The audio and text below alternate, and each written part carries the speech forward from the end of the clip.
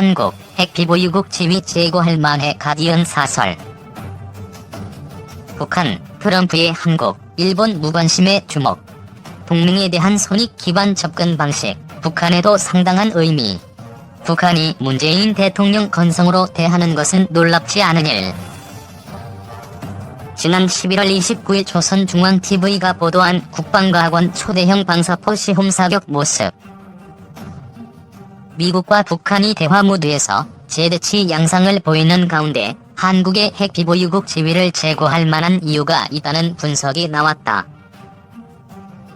영국 언론 가디언은 8일 사설을 통해 한국은 북한의 위협이 감소하리라는 믿음과 미국이 어떻든 자신을 지켜주리라는 믿음이라는 두 가지 요소를 근거로 한 핵비보유국 지위를 제고할 만한 이유가 있다고 지적했다. 가디언은 도널드 트럼프 대통령의 그간 대북 외교와 관련해 화염과 분노 위협과 이어진 우리는 사랑에 빠졌다는 매력 공세는 단지 근본적인 문제 해결에 실패했을 뿐만 아니라 나쁜 상황을 더 악화시켰다고 비판했다. 특히 트럼프 행정부가 비핵화에 대해 한반도 비핵화와 북한 비핵화를 명확히 구분하지 않은 점을 거론, 북한이 반대하지 않을 것과 절대 동의하지 않을 것 사이에 차이가 없는 척하며 진전이 있다고 주장했다고 꼬집었다.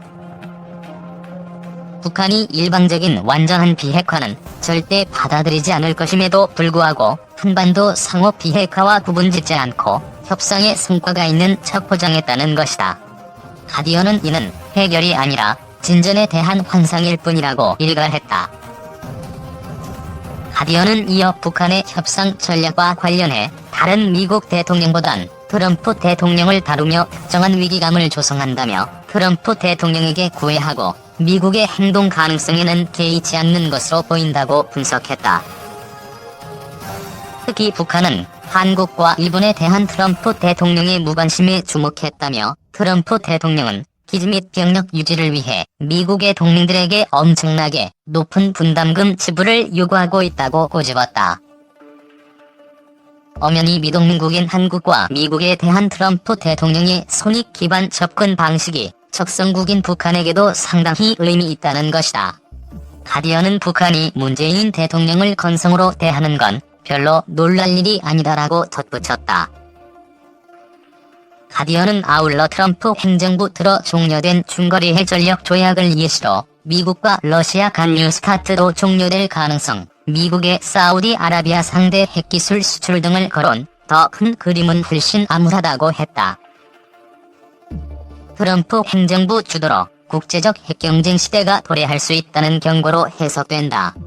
가디언은 이어 북한은 분쟁을 유발하기보단 미국이 양보하도록 재촉하길 원한다면서도 하지만 오해와 그릇된 판단의 위험은 실제한다고 지적했다.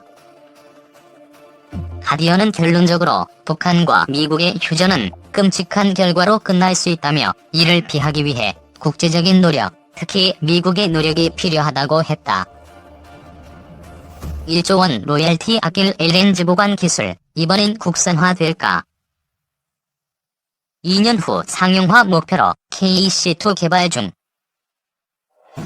SK소피카호에 탑재된 화물창 KC1. LNG가 담기는 화물창은 일반적으로 주름진 스테인리스 스틸과 본재 등으로 구성된다.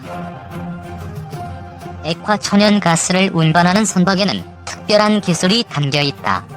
영하 160도의 LNG를 외부 충격과 상온으로부터 안전하게 보관하는 화물창 기술도 이 중 하나다.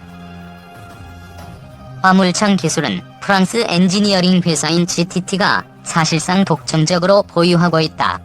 국내 조선사가 2천억 원 규모 대형 LNG 선박 한 척을 수주하면 GTT의 선가의 5%인 100억 원 내야 한다. 국내 조선사가 지난 4년간 지불한 로열티는 1조 원에 달한다. 문재인 대통령이 지난해 1월 3일 경안 거제도 대우조선해양을 방문해 건조 중인 LNG 운반선 화물창이 올라 엄황소천으로부터 운반선에 대한 설명을 듣고 있다. 이런 화물창 기술의 업그레이드 버전이 국내에서 개발되면서 완전 국산화가 이루어질지 관심이 쏠린다. 8일 조선업계에 따르면 가스공사 자회사 KC LNG 테크는 2017년부터 KC2로 명명한 한국형 화물창 기술을 개발하고 있다. 앞서 국내에선 한국형 화물차 기술 KC1이 만들어져 지난해 처음으로 대형 LNG선에 장착됐지만 결함이 발견돼 아직 완벽한 형태는 아니다. 개발 중인 KC2는 종전 기술의 단점인 기화일을 줄인 것이 특징이다. 기화일이란 액화 상태인 LNG가 운송 과정에서 증발하는 양의 비율을 뜻한다. 선박이 LNG를 수송하면서 일부가 증발하게 된다. 이 양이 적을수록 좋은 기술로 꼽힌다. KC1이 적용된 SM 제주 LNG 1호선. KC1의 1일 기화율은 0.11%다. 프랑스 GTT의 화물차 기술 마크 3 플렉스 플러스는 1일 기화율이 0.07%다. KC LNG 테크는 KC2의 1일 기화율을 경쟁업체 수준인 0.07%까지 낮추는 것을 목표로 삼고 있다. KC1의 결함도 보완한다는 계획이다. KC1 기술이 반영된 SK해운 소속 대형 LNG선은 외벽에 결빙이 생기는 문제로 2차 보수 중이다. KC LNG 테크는 보완된 단열 기술을 KC2에 적용한다는 방침이다. 함은근 KC LNG 테크 대표는 프랑스 GTT와 글로벌 시장에서 경쟁하기 위해선 그 회사가 지닌 기술적 수준까지 끌어올려야 한다며 기화율과 가격 경쟁력을 개선하는 형태의 KC2를 2021년 상용화를 목표로 개발하고 있다고 말했다. KC1이 적용된 SK해운 소속 SK소피카호. 현재 2차 보완 수리 중이다. 국산 기술에 대한 선주사의 신뢰도를 높여야 한다는 점은 숙제다. 선주사는 조선사의 LNG 선박을 주문할 때 선박에 적용될 화물차 기술을 선택한다. KC1 결함으로 한국형 화물차 기술에 대한 신뢰도가 낮다. 결함이 보완되지 않으면 선주사는 해외 기술을 선호할 가능성이 있다. 북미사일 고체 연료와 액체 연료 차이는 발사 시간 더 빨라. 북한 화성-15 미사일 발사 모습 공개. 북한이 29일자 노동당 기관지 노동신문을 통해 공개한 신형 대륙간 탄도미사일 화성-15형 시험 발사 모습. 북한이 지난 7일 평안북도 철산군 동창리에 있는 서해 위성 발사장에서 고체 연료 연소 시험을 했다는 분석이 제기되면서 고체 연료와 액체 연료의 차이에 대해 관심이 쏠린다.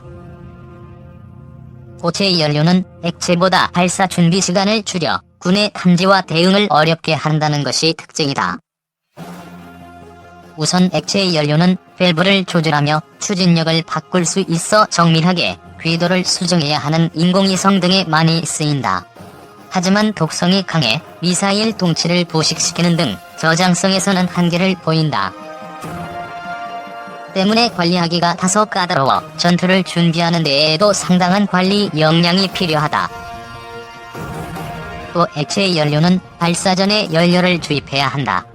문제는 이 과정에서 1시간 안팎이 소요된다. 시간이 오래 걸리는 만큼 한미 정보자산으로 사전 징후를 포착해낼 수 있다. 앞서 북한이 2017년 발사했던 대륙간 탄도미사일 화성 14형과 15형은 액체 연료를 사용한 것으로 파악됐다. 군 소식통은 2017년 북한이 ICBM을 발사할 당시 군 당국이 이미 수일 전부터 사전에 동형을 구체적으로 탐지하고 대비책을 논의했던 것으로 안다고 전했다. 반면 고체 연료의 경우 발사 준비 시간을 줄일 수 있다는 것이 장점이다. 고체 연료는 액체와 달리 연료를 충전할 시간이 필요 없다. 미리 연료가 충전된 미사일을 이동식 발사 차량에 장착하고 원하는 발사 장소에 이동해 시점에 맞춰 쏠 수 있다. 미사일 발사에서 신속성과 은미성이 강화되는 것이다. 때문에 군사적인 용도로 많이 사용된다.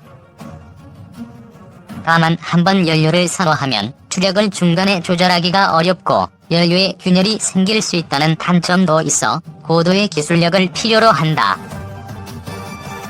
류성엽 21세기 군사연구소 전문연구위원은 고체 연료는 액체보다 연료의 산화 속도가 빠른 것이 특징이라며 단시간 내 가속력을 붙여 발사체가 대기권을 빠르게 벗어나고자 할 때 주로 사용한다고 설명했다.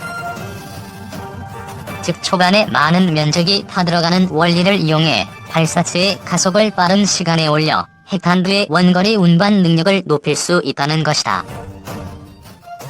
북한이 최근 보유한 탄도미사일을 기존 액체연료에서 고체연료 체계로 전환하는 것도 빠르고 은밀한 발사를 위한 것이란 분석이 나온다.